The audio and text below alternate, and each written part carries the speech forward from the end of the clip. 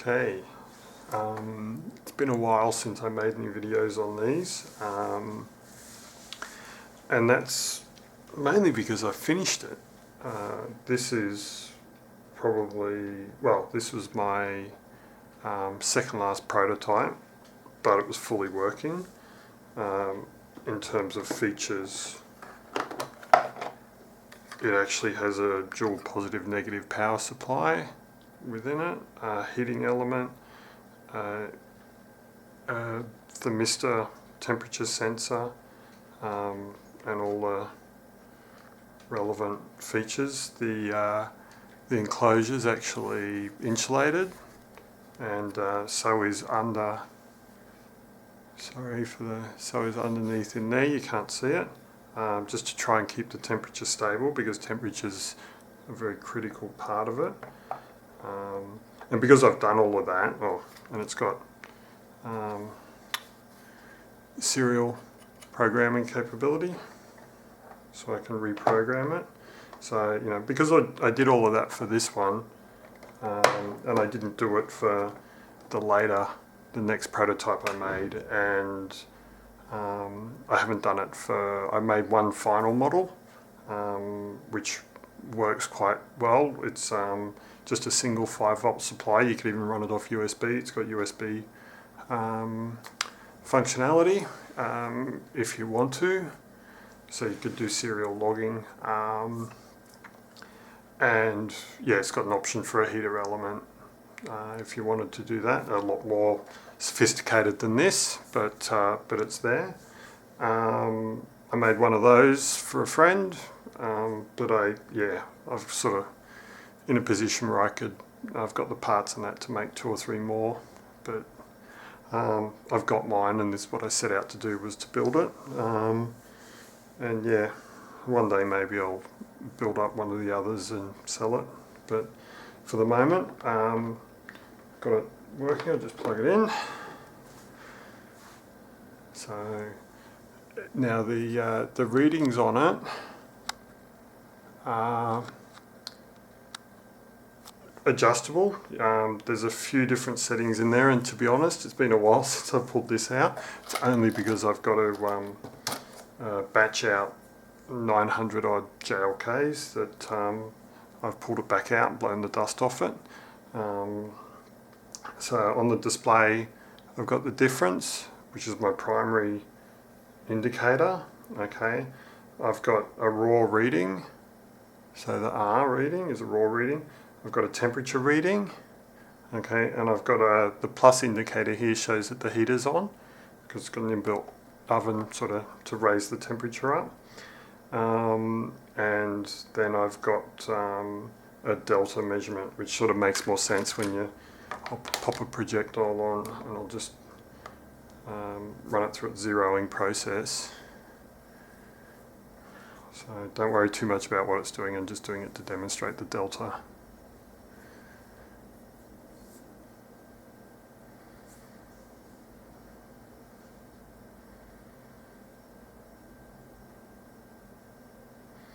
Yeah, so as it varies, you can see how much the delta varies from what it originally was. So the delta goes down to 0, effectively, because I've just picked a projectile up and put it back down again, and you can see the difference from the maximum and minimum values.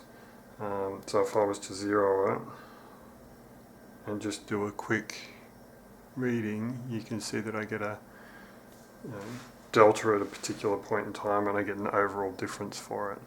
And the temperature should be going up.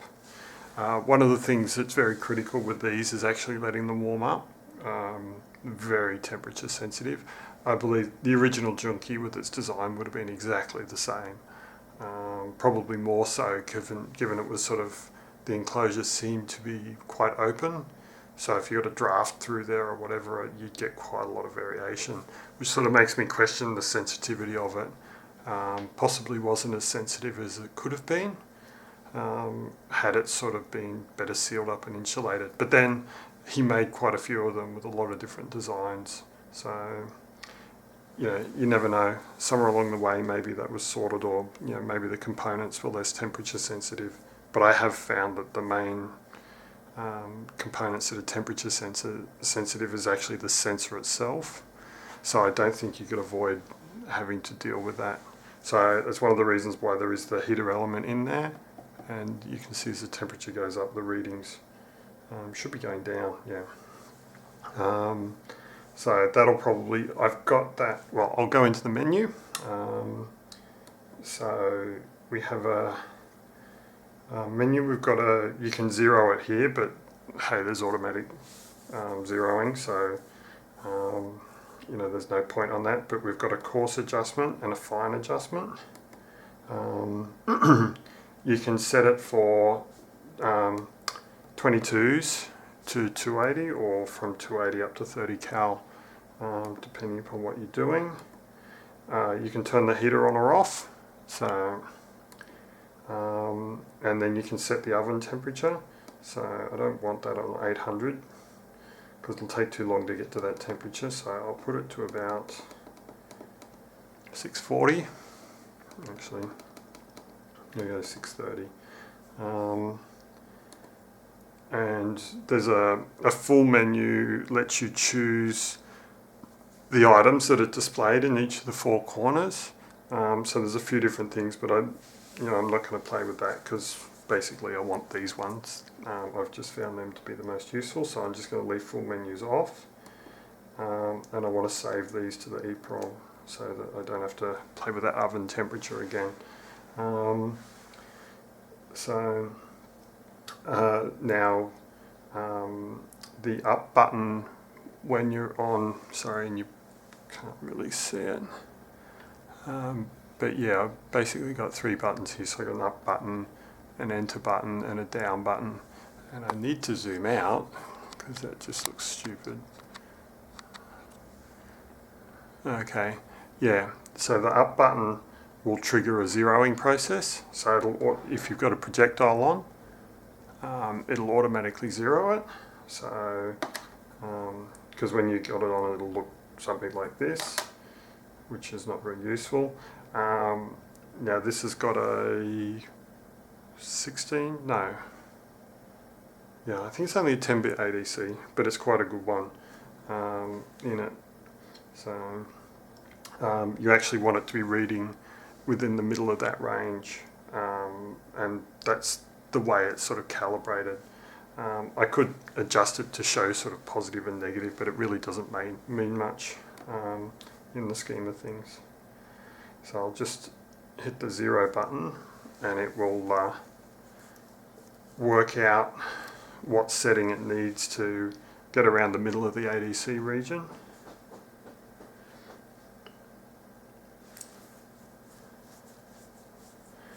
And then when it's happy, what you need to do is, and the problem is it's still warming up, although it's pretty close to where I wanted it. So you hit the 0 button, which is the down button, and you start rotating the projectile, and that will give you, so it was a bit rough, and plus it's still warming up, so it's got some drift still in it. But I'll just repeat that, yeah. So, oops. Ultimately that's the process. So as each new projectile goes on, okay, you've got to hit 0, and then you just start rotating.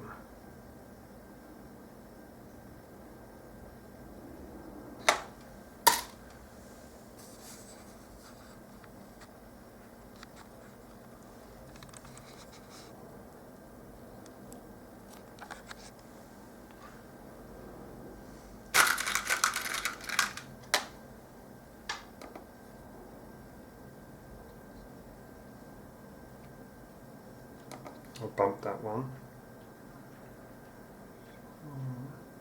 Yeah, one of the things is, of course, that this is manually rotated. I found that it hasn't been too big an issue. I think the effort involved with dropping down a arm onto the projectile, and in order to rotate it would be it'd be awkward because you'd have to lift the arm out of the way. You've got to pop the projectile in. You've got to get the arm out of the way to get it out. And yeah, I just wouldn't want the vibration in there as well. The electronics are reasonably sensitive. So I'm happy with it the way it is. So you know, it's been quite a successful project in terms of achieving what I wanted, which is I wanted one of the Juenke machines, but I don't have $1,500. I won't say what I spent to actually make this all up. You know, when I consider I think it was 4 different prototypes, and it's still warming up, so it's got a bit of drift. I really shouldn't be doing them until it's finished warming up. Anyway, but if I do it reasonably quick, I'm probably only going to get 1 in there, so it's not going to affect the results too much.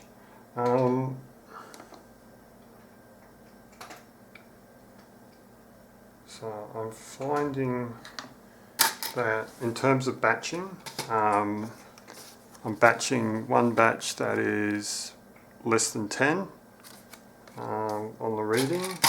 The next batch is 10 to 14. Then I do 15 to 18.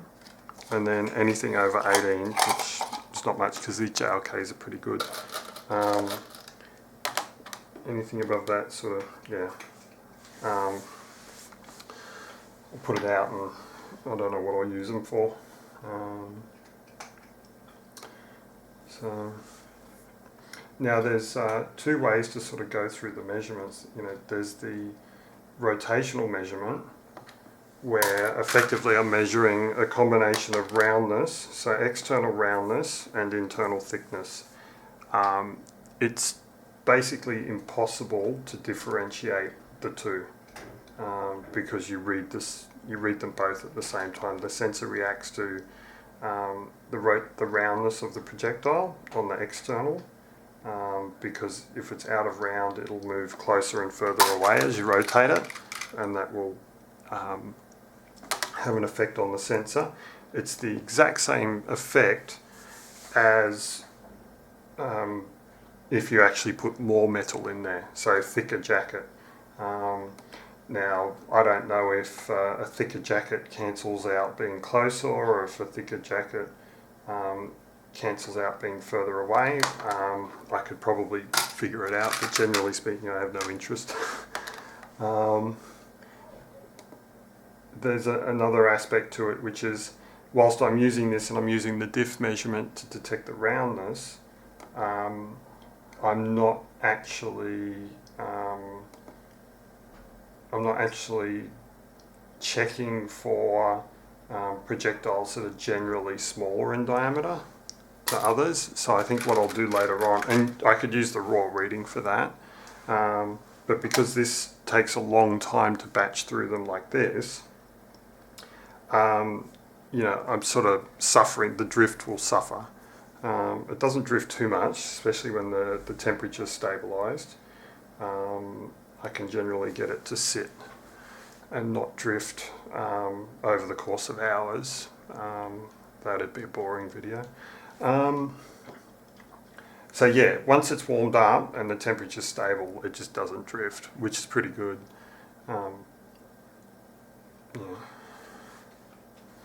So I could, at that point, sit there and batch them on the raw reading, looking for ones that were larger diameter versus ones that were smaller diameter, so I could take what I've batched into a certain roundness range and then go and split that into sort of large diameter and small diameter, and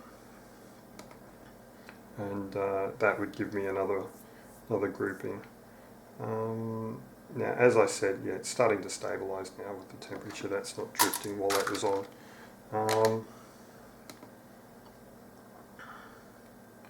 So normally it takes a lot longer, but I have actually been using it. I just sort of set it up to get the camera rolling.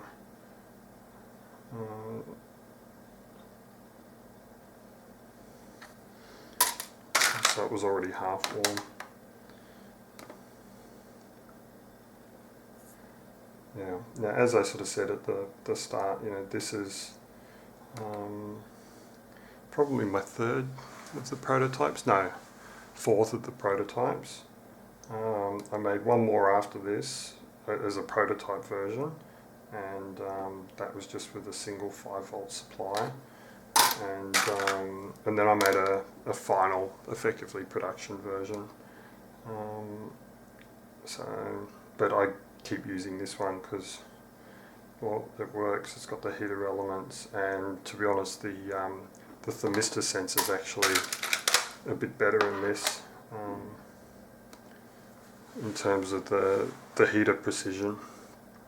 So, yeah, there's no sort of need to go for something else.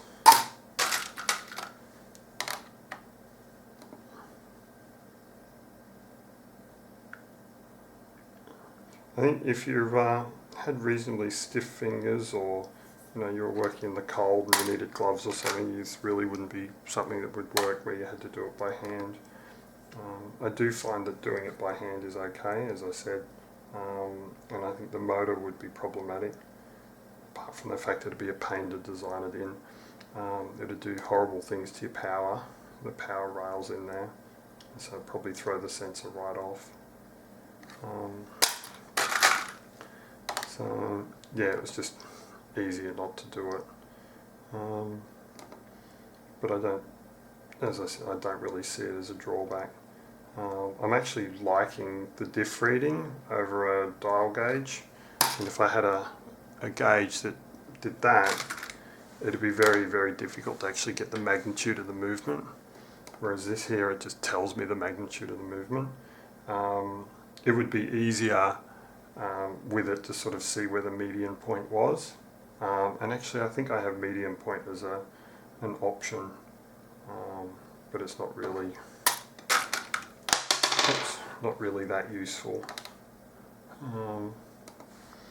not while you're trying to test for roundness.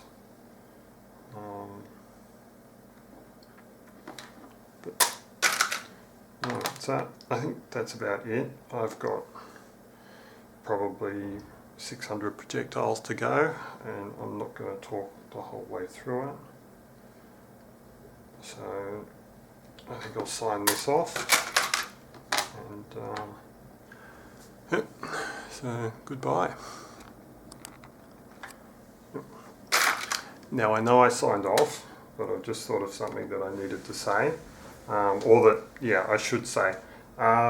There's a lot of conjecture about how these things actually work, and because the original Juenkes were sort of labelled as ultrasonic, which is sort of sound, well, not sort of, it is, and literally, yeah, it was using frequencies, audio frequencies, but it is simply, it's electromagnetics. There's no two ways about that, and I just talked my way through that without actually reading the reading. I'm not happy with that. Yeah, that's very good. What they are is an eddy current sensor. And the sensor design is critical. This one, when I designed this, it actually uses effectively a 3-coil design. So there's a drive coil, there's a sensing coil, and there's a burr on this projectile.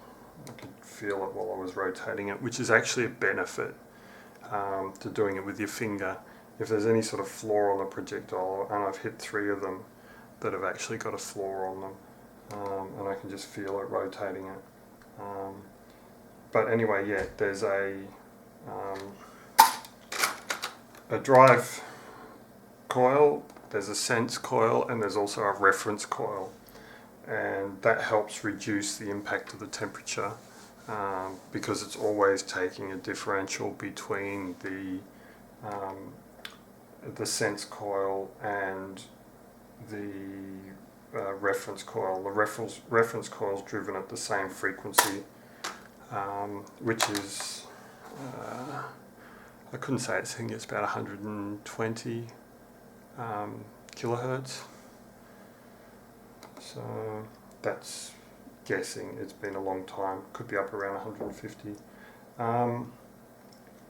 So yeah, they're driven at the same frequency, and they're adjusted internally to be not exactly the same, but very close. So any temperature drift on one affects the other, which minimises, but as you can see on this, you still get quite a bit of variation from temperature drift. So, you know, you can't eliminate it entirely.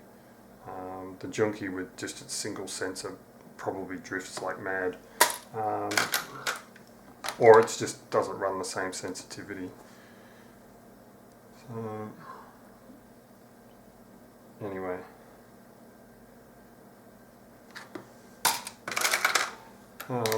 Yeah, so the uses eddy currents. Eddy currents are used for aircraft testing, non-destructive testing.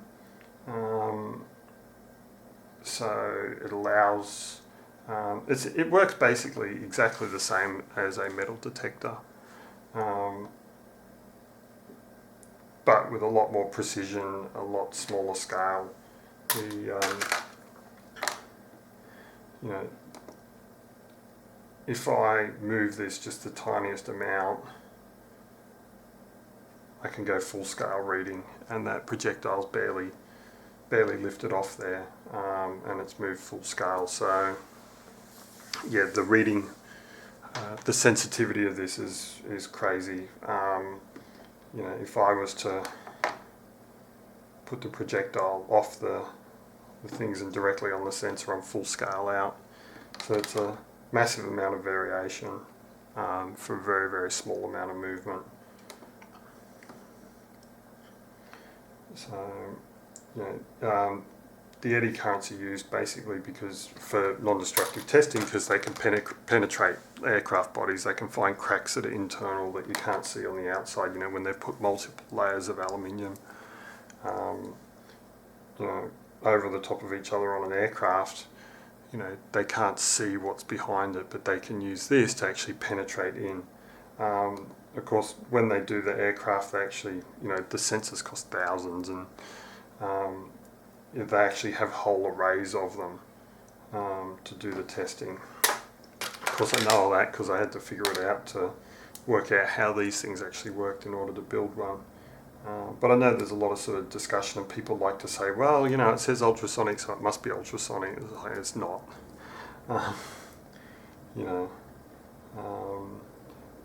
Now, what I will say though is, yeah, I have actually built up the Juenke schematic, and yeah, didn't build the entire thing going all the way to the meter.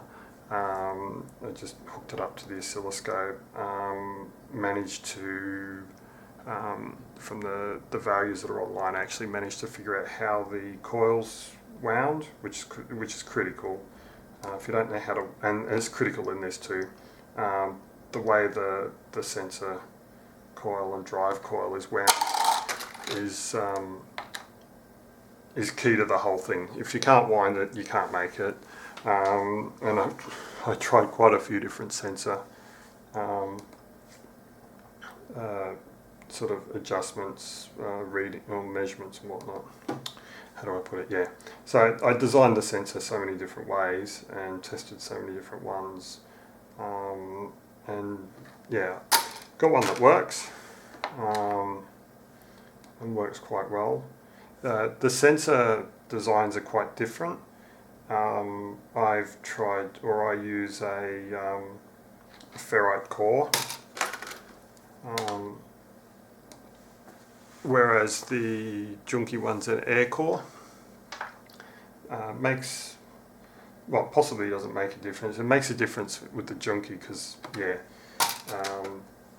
the design of the circuit's quite, I'm not an electronics expert, but, you know, I learnt a lot building this, and, yeah, his knowledge of analog electronics was pretty impressive from my perspective, to put that circuit together the way he did. So, yeah, it was very, and I only built that up after I'd built these. So I was very impressed with the way he did it, and it's a really novel design. From my perspective, I mean, you know, this thing's got 2 boards with massive electronics on it, you know, amplifiers and ADCs and, you know, all sorts of stuff. Whereas, you know, that one just works and it's so simple in its design with simple components, you know, no crazy electronics or anything like that. So yeah, it was very impressive that he did it, but it's eddy current sensors, so if you can look them up and look up non-destructive testing techniques and you'll find them there. And there's a bit of documentation around on different sensor designs with reference coils and whatnot. So mine's a bit different. They're either usually just a single coil where they're compensated electronically, or they'll have 2 coil ones where they'll have just a straight coil and a reference coil. Some of them have 4 coil sensors. But this one's, yeah, I suppose it's a little bit different. It's a 3 coil sensor, because I found that I really needed to separate out the drive and the sense component on the main coil, just to you know, make it easier to read. You know, the industrial ones and that are using, well, they use specialist equipment that they're hooking them into, and they have to carefully analyse signals on a screen and the shape of those signals to look for flaws. You know, whereas I'm not going to put a graphical display on this and have someone try and interpret that. That's just pointless. But this actually works. I get a good differential reading between the reference coil and the sense coil, and so it's sort of quite successful. But anyway, yeah, once again, eddy current sensor. Oops, it's only out by 1. So signing off again.